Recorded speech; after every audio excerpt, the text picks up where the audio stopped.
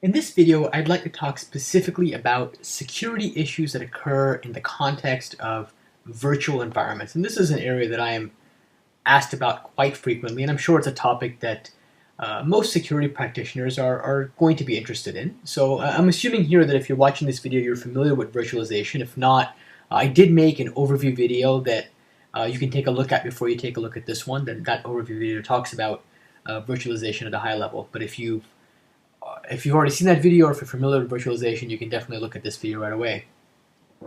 So here I've drawn a physical machine instance, and it's got a number of virtual machine instances in yellow, these boxes.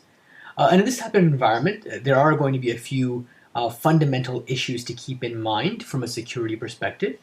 And again, I want to stress here that these issues aren't necessarily insurmountable in any way, shape, or form, but they do require a level of awareness and appropriate level of handling as well.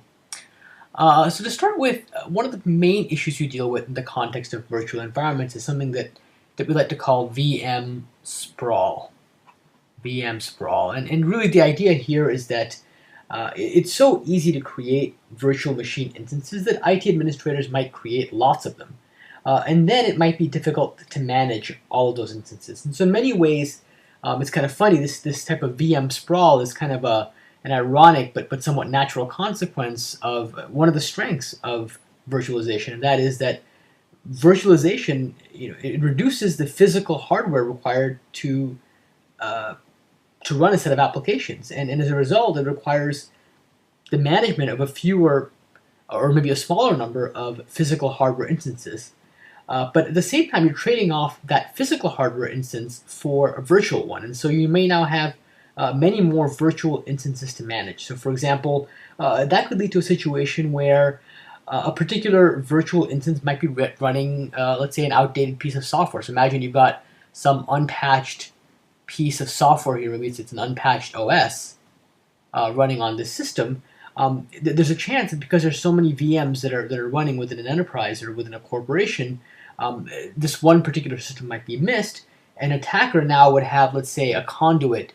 So the attacker might find their way to compromise the system via this one VM, which is running an unpatched, let's say, OS version of some sort. Okay? And effectively, what that means is that the attacker's attack surfaces, possibilities for attacking that system, have now increased. So in general, I think the main message here is that having too many VMs, that can actually cause an overall loss of control. In other words, a lack of control in the environment.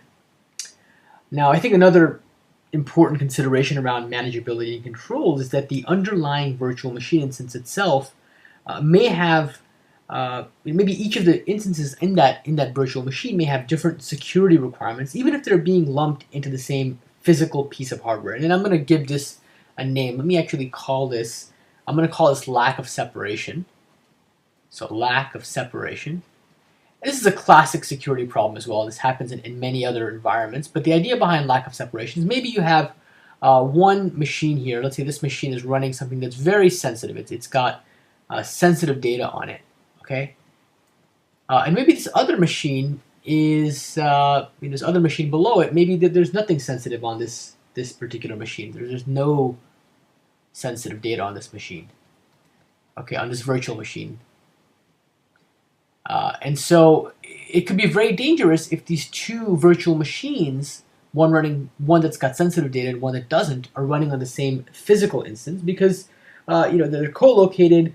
It's possible that a compromise of one might lead to a compromise of the other, but maybe this machine has fewer security policies around it, maybe because it's got no sensitive data, whereas this one might have more security policies around it. But if you can get into this one system, maybe you can use that as a way to get a conduit into the other system. And it's not like you can automatically do it, but it does raise that possibility, and now you have to be concerned about it. Okay? And I think that actually leads to, in my mind, a second major issue around securing virtualized environments, and that issue is that there's a decrease in overall visibility. And what I'll do is maybe I'll talk about that overall lack of visibility in the next video.